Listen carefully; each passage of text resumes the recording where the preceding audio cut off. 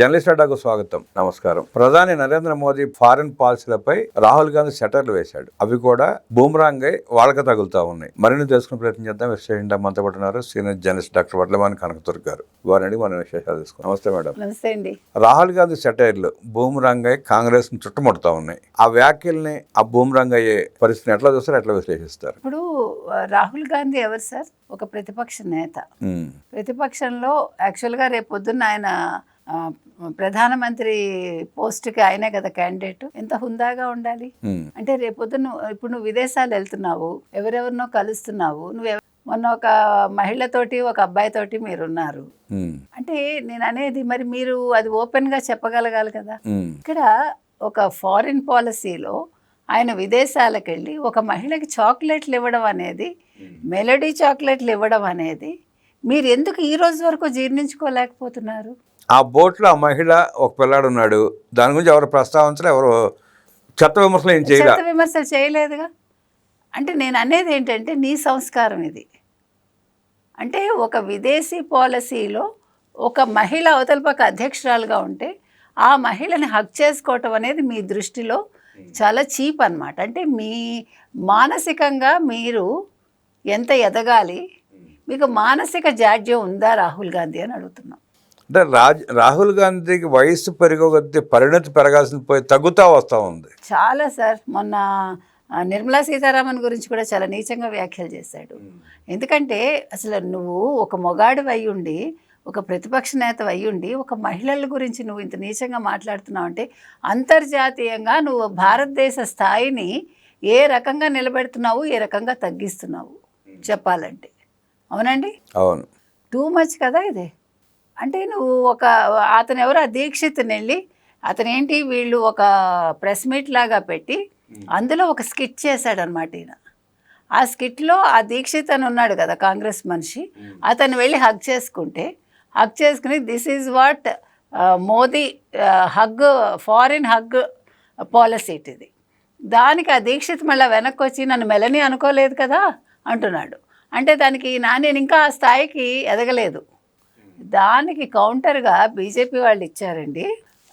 Cuba అధ్యక్షుడు Fidel Castro తోటిను, తర్వాత ఇక్కడెవరు పాలస్తీనా నేత యాసిర్ అరాఫత్ తోటి ఇప్పుడు ఇందిరాగాంధీ గారు హక్ చేసుకున్నారు. మనం తప్పుగా భావిస్తామా సార్? ఒక ఆవిడ ప్రధానమంత్రి, అక్కడ మహిళ లేకపోతే పురుషుడా ఇది కాదు, ఒక ప్రధానమంత్రి హోదానే మనం చూస్తాం. మర్యాదగా వాళ్ళు హక్ చేసుకుని ఉంటారు. అది వెంటనే గట్టిగా హక్ చేసుకున్నారు కాబట్టి అందులోంచి విపరీతార్థాలు తీస్తామండి. ఎవరు రాహుల్ తీసినట్టుగా.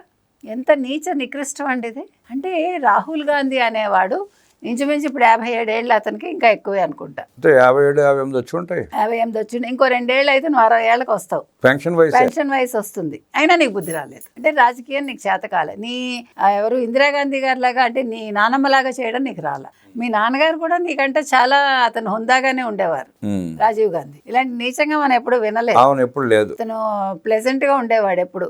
ఇతను ఎప్పుడు చూసినా ఎప్పుడు కమెంట్ చేద్దామా, ఎప్పుడు ఏమందామా, ఇదే తప్ప రాజకీయం చేద్దామని అనుకోడండి. ఇంకొకటి మీకు అలా అనుకుంటే వీళ్ళ ముత్తాత నెహ్రూ గారు మరి లేడీ మౌంట్ బాటన్ తోటి సిగార్ వెలిగించడం ఆ ఫోటో చూసాం కదమ్మా. చాలా ఫోటోలు వచ్చాయిగా. దాని మీద చాలా కాంట్రవర్సీ ఉంది కదా.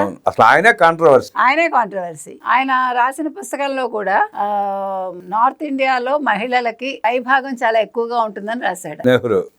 మరి ఇవన్నీ ఏంటండి, ఎంత చీప్ సార్ ఇవన్నీ. ఇప్పుడు మనకు కూడా ఆంధ్రప్రదేశ్ లో జగన్మోహన్ అనే ఒక అతను ఉన్నాడు. సరిగ్గా అదే చెప్పబోతున్నాను.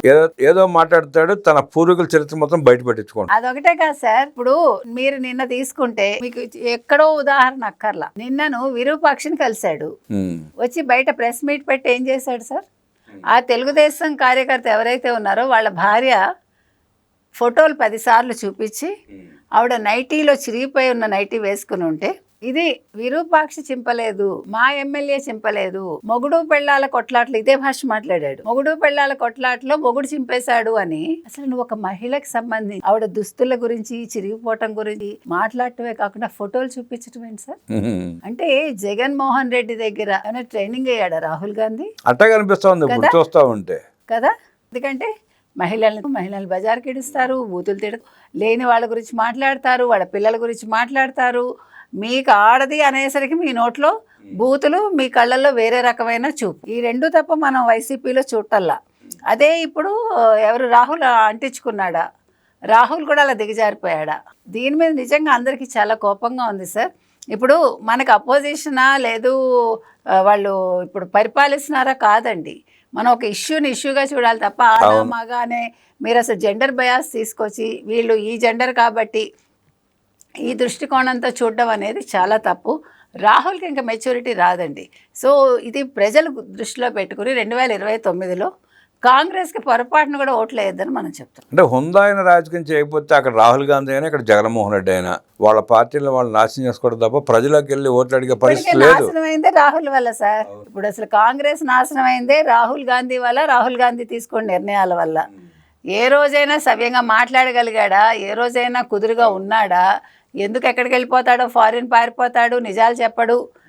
ఏమన్నా అంటే మోదీ గారి వ్యక్తిగతం తీసుకొస్తారు, మోదీ గారి భార్య గురించి మాట్లాడతారు. నీ కుటుంబం గురించి మాట్లాడు రాహుల్. నువ్వు నిజంగా పెళ్లి చేసుకున్నావా లేదా, నువ్వు ఎక్కడికి వెళ్తున్నావు, ఎందుకు వెళ్తున్నావు, ఎక్కడికి మాయమవుతున్నావు, విషయాలు బయట పెట్టు.